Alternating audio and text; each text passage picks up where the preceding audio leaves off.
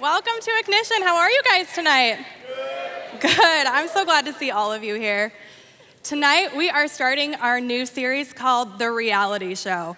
So we've got some really fun shows coming up for you guys this month. And tonight is Keeping Up with the Drama. Haha, right? Funny.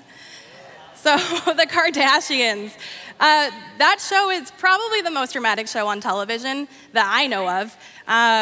And while I do not promote the show in any way, shape, or form, that promo has some super relatable content. So I thought I'd just run through some of the quotes with you guys and just see how relatable they are. Okay, so can't seem to catch a break. I don't know about you guys, but in my life, sometimes it just feels like everything is just pouring down on me, and I'm like, oh my gosh, how am I gonna get through today? I can't seem to catch a break. That's pretty relatable, right? Yeah. Or you'll put me down in order to not look lame.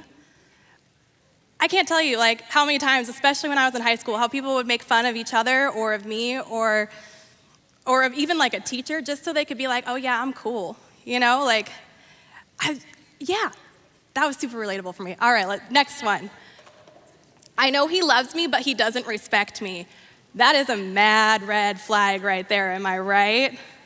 Yes, that does not only have to do with romantic relationships, but also friendships in general. I don't know how much they love you if they don't respect you, right? Kind of tough. And everyone feels like they have the right to talk about me, even though they have no idea what's actually going on. How many rumors about you guys have you had going around? How many of you have had a rumor go on about you? It's isn't that so awful? I hate that. I was just talking to someone recently, and they were like, oh yeah, I'm going to HOCO with this guy, and everyone is spreading this rumor that we're dating, but we're actually just friends. And I was like, why don't they just ask you? Wouldn't it be so much easier if people just asked the question instead of making up their own answer? Yeah, let's start doing that more, yeah? All right. So I just hope there is a light at the end of the tunnel. But I don't see it right now. That rings super true. For so many seasons of my life, I'm just oh my goodness, when is this gonna end? Do any of you guys feel like that sometimes? Yeah. Next one is, sometimes the world forgets to be kind, and that we are all going through something. Maybe just be a little bit more understanding. Right? Yes. Thank you, Khloe Kardashian, for that awesome quote. Let's just say that one again. Sometimes the world forgets to be kind, and that we are all going through something. Maybe just be a little bit more understanding. I feel like every person in this room is probably carrying some pretty heavy burdens. Maybe not right now, but you have in the past, and you probably will in the future. That's just part of life. Burdens are just part of it. Drama is part of life. And the reality of drama is it can be so encompassing over your heart and your mind. It can bring anxiety. It can bring stress. It can bring problems in your relationships. So tonight we're going to talk a little bit about friendships. And the good news is, just because you have a disagreement with somebody, it doesn't mean you have to break that friendship up. Because drama usually is, with your friends, is usually from two things: a disagreement or something that happened that hurt you, or maybe that you hurt them. So when it comes to disagreements, I'm just gonna let you guys know a little secret here. It is totally okay to be friends with people who do not think exactly like you do. I can guarantee you, I have 0 friends that think exactly like I do. 100%. That's totally accurate in my life, and it's probably accurate in yours too. If you're in a room with somebody and they literally agree with every little thing that you say, they're probably not being completely honest with you about what they actually think. So it's okay to have disagreements, and it's okay to hear them out. It doesn't mean they're gonna change your mind or what you believe or change who you are as a person just to hear out what they have to say. It's okay to agree to disagree. Yeah? Yeah. So One thing I found really helpful when I disagree with people is listen to them. Listen to what they have to say. One, that shows respect in the relationship. It also opens it up so you can share your thoughts if they're open to hearing them. And it also can open up your mind to new ideas that maybe you've never thought about. Do you ever think about that? Maybe something that they think could actually be good for you to consider. It totally opens up your horizons. In Proverbs, it says, as iron sharpens iron, so a friend sharpens a friend.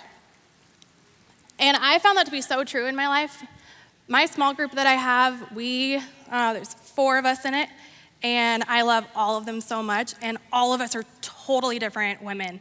And it's been so cool being in that group and being able to be like, I hear you, and like, I don't know if I'm there, like, in that mind space, but I'm really, like, it's so cool to like hear how their thought processes are, and it's honestly helped me grow my faith in so many ways that I didn't even know I needed to grow in.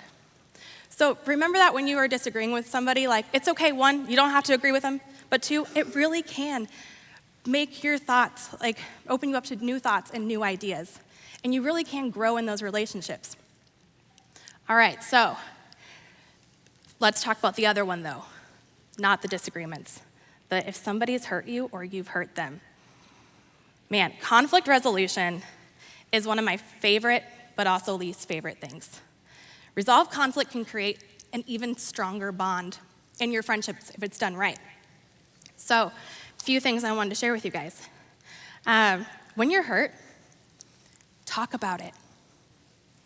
Sometimes it can feel super scary to talk about what you're feeling, and you can feel like, oh man, like, I don't want my feelings to hurt their feelings because they hurt my feelings. Does anyone else feel like that sometimes? I don't know if you guys have ever taken the Enneagram before, but I'm a 2, and we're big feelers. And we feel like we can't take up space in the world sometimes. So this has been a huge struggle for me. Like, when I've been hurt in the past, I'm like, I'm just gonna bury that. We're gonna be fine. No one needs to talk about it. We're good. But what I learned in college is that destroys relationships. So I had to learn how to have conflict resolution. And I ended up taking a class on it because I was so terrible at it. And it was the most life-changing class I've ever taken in my entire life. So a couple of things. If you have something that's going on with you and a friend and you're hurt and you don't know how to talk to them about it, ask for help. You can ask me, you can ask your ignition leaders, you can ask a pastor, a counselor, a parent, or any other adult that you really look up to, and talk to them about the situation and be like, how can I talk with them in a really helpful way that's gonna help our relationship get back on track? And I'm gonna be able to express my feelings and feel safe in this relationship. It's totally okay to ask for help, okay? Then the other part is, I've found that helpful language is I and me language. Can everyone say I? Yeah, now everyone say me. That's the language you want to use when you're having conflict resolution with someone, because when you go in and say you, they feel super attacked. But when you go in and you're like, I'm feeling really hurt because of this, and this makes me feel like fill in the blank. And I had to do this recently with one of my friends. We had a big misunderstanding about a month ago, and I was kind of freaking out because I'm like, we've never had a fight before. I don't know what to do. Like, we've been like really good friends for like several years now, and we've never had a big fight. And I was like, oh shoot. So what we did is we ended up both very uncomfortably getting together and chatting through this little misunderstanding that we had, which ended up actually seriously just being a misunderstanding. And that's the thing, it's like sometimes something happens and you're like, oh wait, you didn't mean it like that? Well, no, I didn't mean it like that. Why would you think that, girl? You know? So like, I felt like a total idiot after. I was like, I had no idea that's what she meant. And same with her, she was like, I had no idea that's what she meant. And it was just so good because we were able to get past that and we came out stronger. Now, there are some times though, when you have a friend that has hurt you and they're not listening to you. They're not open to having that conflict resolution. They're not open to having that conversation. They're not open to your feelings. And that's not okay for you, okay? That is not okay. Sometimes you have to make an exit plan. And it's super unfortunate when that happens, but stick to your boundaries. If you don't know what your boundaries are, then again, it's okay to ask for help. It's okay to talk to someone who has a little bit more life experience and be like, how do I put boundaries together? And how do I know when it's time to move out of this relationship? Because your mental health and your emotional health is so important. And you guys are all so valued. And being able to pull yourself out of that situation when you're constantly being disrespected is such an amazing and beautiful move for you. It might not feel like it in the end, but you're gonna come out stronger. Okay, so that's our friends. What about our frenemies? Some people have some frenemies out there. Okay, we all have frenemies, right? There's just people on our path in life that don't necessarily all like us, and we don't necessarily like them. I'm just being real with you. It happens. I had a lot of frenemies in high school. I'm being like, it's okay. I'm a human. I'm not perfect. And they're hard to love, guys. They are hard to love. But in John, it talks about how we're called to love each other. And in John chapter 13, it says, "A new commandment I give to you, that you love one another. Just as I have loved you, you also are to love one another. By this, all people will know that you are my disciples, and if you have love for one another." Our job is to love. That probably sounds really cliche, kind of cheesy, and like, oh, Tiana, you just love to talk about love, and I do, because I think love is a huge part of who we are as human beings and our culture, and how we can spread goodness and kindness and even peace into this world. So, people are carrying some really heavy stuff out there, and your frenemies are probably carrying some super heavy stuff out there. And I know for me, like, there's times when my life is just like chaos. It's just like, feels like a tornado is just going through my whole life, like, and someone who like looks at me the wrong way or says some snide comment to me, it can totally unravel me that day. But I've had like a stranger, you guys do this in Iowa. I am not from here, I'm from California, and everybody waves to each other when they drive. It's like, I'm just gonna tell you, when I moved here, I was going through a really hard time, and I remember one of my neighbors just waved at me, and I didn't even know my neighbors in California, so I was just like, did he just wave at me? And then I like kind of like went like this, and he was like, yeah. And I was like, what is happening right now? And then it happened again like the next day. And honestly, like, I didn't really know anybody when I moved out here, so those strangers who waved at me made my day. I'm not kidding you. I was just like, oh my gosh, they noticed I'm alive. And I was like very excited about it. So like, keep on doing the wave, Iowa, okay? I love the wave. It makes me happy. One time when I was I worked at Olive Garden when I was 18. Who loves those breadsticks? Anybody? Yeah, I love those breadsticks. Guys, they charged us 10 cents a breadstick when I worked there. How wrong is that? Okay, but anyways, that's besides the point. So I was working there, and I thought I was doing a good job being friendly with everybody, because I try really hard. And this guy comes up to me one day that I work with, and he's like, "Why do you hate me?" And I was like, "What do you mean, why do I hate you?" And he's like, "Every time you look at me, you are mean mugging." And I was like, I am so sorry, I had no idea. And what he didn't know at that time is that I was going through a really hard time, and there was like some stuff going on with the guy I was dating then, and I was just like really down, and like it was just encompassing my brain and apparently my facial expressions. And so he thought that I hated him. And I was so thankful that day that he came up to me and told me that, because if he hadn't, he probably would have thought I hated him the whole time. But because of that, I was able to like recognize, like, one, I gotta watch my facial expressions. And two, like, that was just such a perfect example of sometimes people that you think don't like you, maybe they aren't even aware that they're coming off that way to you, just like I was with that guy that I worked with. I've also found that my frenemies, or the people that are not so kind to me, a lot of times they're carrying a lot, and they're hurting, and because of that, they're hurting other people, which is not okay. But try to understand that maybe they just need a little bit more love and compassion in their life. And it's like, well, how do I do that? How do I show more love and compassion to people who are being mean to me? It's hard. 1 Corinthians 13, it says, the perfect way to love. Love is patient. Love is kind. Love is patient and kind. Be kind to those who are mean to you. Love is not jealous or boastful or proud or rude. It does not demand its own way. That one gets me. It does not demand its own way. And that is sometimes something that comes in between relationships because everyone's like, I just want my way. But love doesn't demand its own way.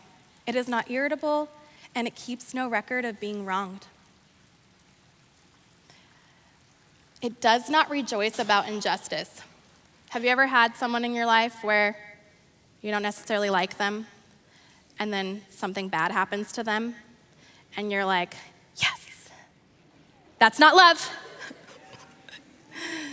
But it rejoices whenever the truth wins out. And when someone hurts you and you're able to talk with them about it, that's the truth winning out. Your truth is coming out, and you're able to come to that resolution, hopefully. Love never gives up. It never loses faith, and is always hopeful, and endures through every circumstance. I really want to encourage you guys, no matter what kind of drama you're facing in your relationships, take the high road.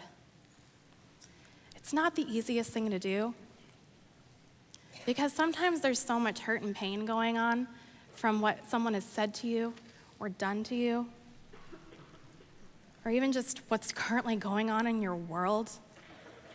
Because we know drama, it does not just come from our relationships, it comes from our atmosphere and the things that are happening around us. Take the high road. Be kind to people, love on them. Try to have those conversations that may be really hard and uncomfortable. I've been hurt by a lot of people in my life. And there's this one time I was so hurt. So hurt. I lost control of myself, basically. I kind of freaked out. And it's a little embarrassing to admit, but I was literally at my house by myself, and I was like screaming and crying as if this person was in the room. And what I said was not very nice.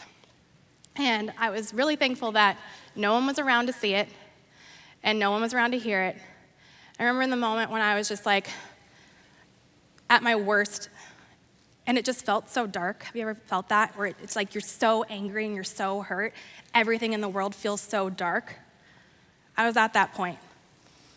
And I just remember being like, God, I can't take this anymore. I cannot take this anymore. And I realized in that moment that this person is human. I'm human. You're human. We are not perfect people, and we cannot expect perfection. We can't.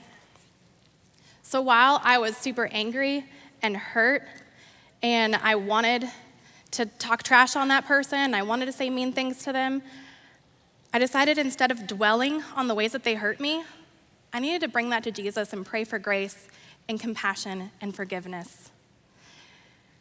And so I decided from that point on, if I see this person, I'm going to be kind to them. If I think about this person, I'm going to pray for them. We're called to pray for our enemies and love one another.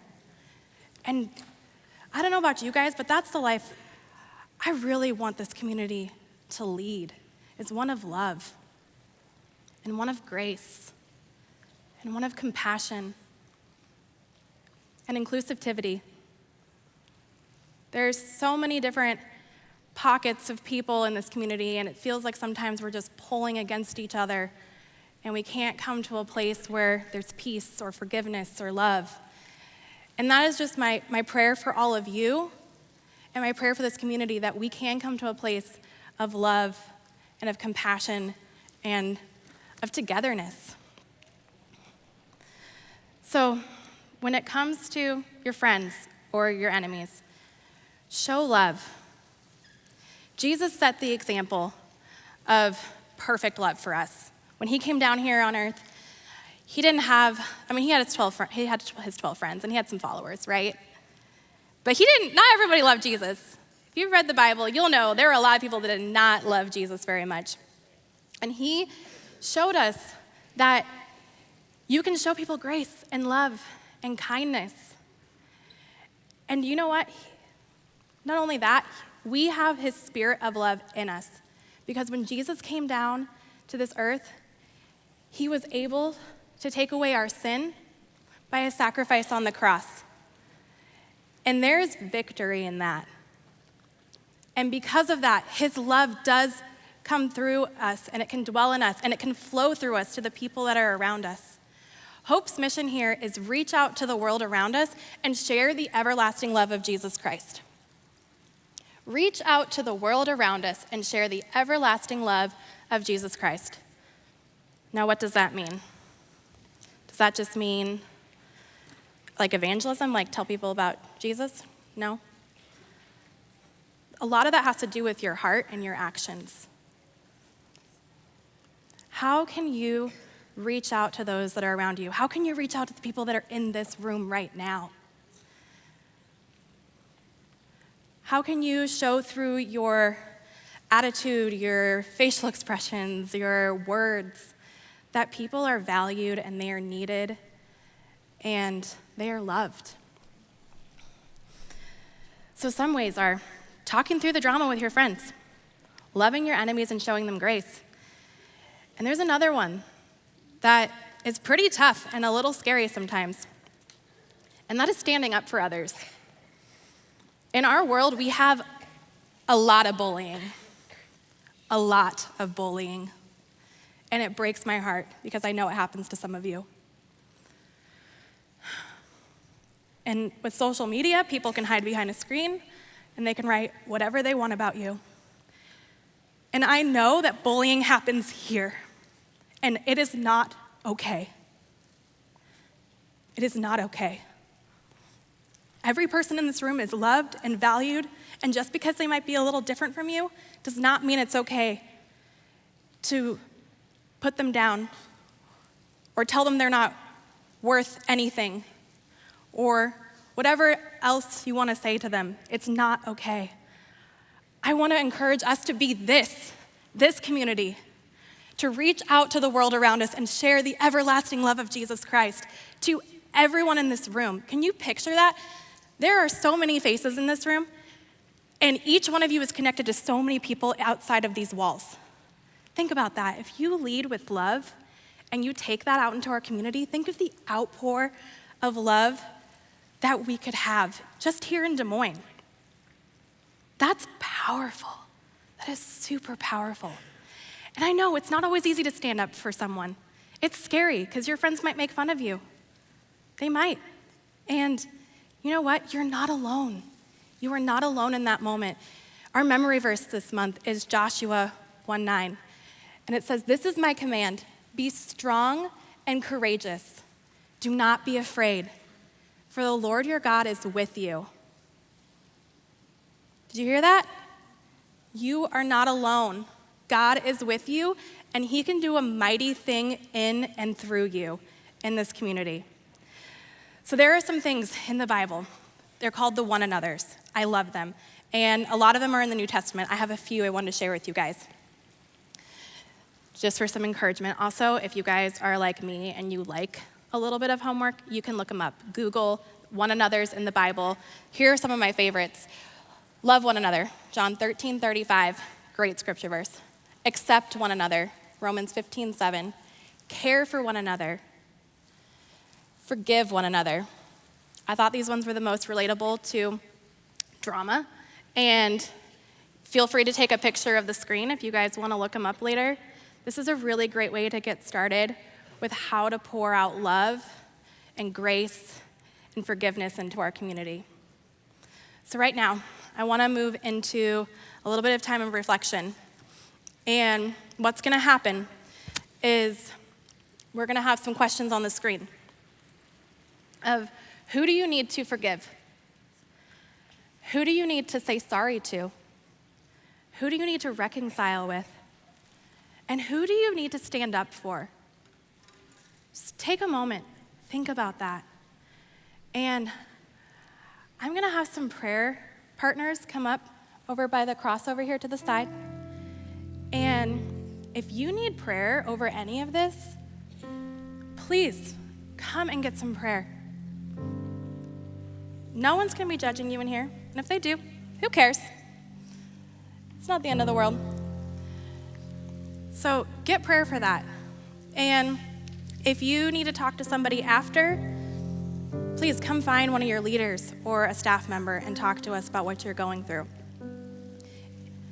And if you are not wanting to get prayer with a partner, but these are heavy on your heart, just take a moment. Find the one that relates to you the most and just pray over it, okay?